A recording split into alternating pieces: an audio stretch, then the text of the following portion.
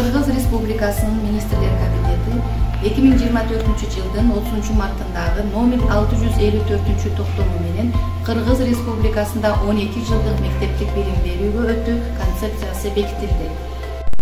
12 жылдык окууга өтүүнүн максаты билим берүүнүн сапатын жогорулатуу, окуучуларга зарыл болгон заманбап көндүмдөрдү жана билимдерди өнүктүрүү, ошондой эле эмгек рыногунда бүтүрүүчүлөрдүн атаандаштыкка жөндөмдүүлүгүн камсыздоо.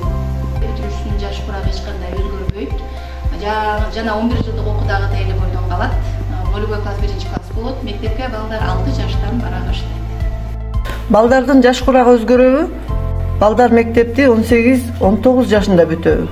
Жок, 2015 жылдан бери нулевой класста 1 жыл бою же 480 сааттык мектепке даярдоо программасы менен 118 миңден ашуун бала окуп жатат.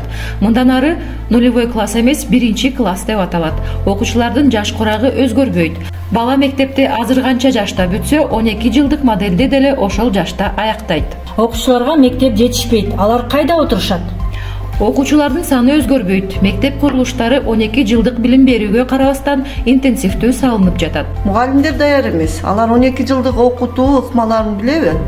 Атайын даярдыктан өткөн методист тренерлер өлкөбүздүн баардык аймактарында мугалимдерди өзгөчө STEM багытындагы предметтик мугалимдерди окутуп, жаңы көндүмдөрдү калыптандырып жатышат. Бул тренингдер ар бир STEM мугалимин камтыйт жана алардын сабактарына байкоо жүргүзүлөт. Ар бир мугалим ата мекендик өндүрүштөн чыгарылган, ичине бүт окуу методикалык материалдар жүктөлгөн алтын казык деп аталган ноутбук менен камсыздалат.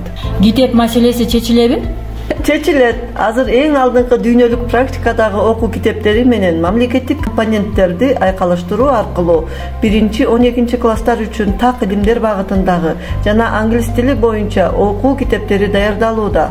Кийинки окуу жылына чейин китеп басылып чыгаруу иши интенсивдүү жүрөт. Эски стандарттар менен иштейбизби?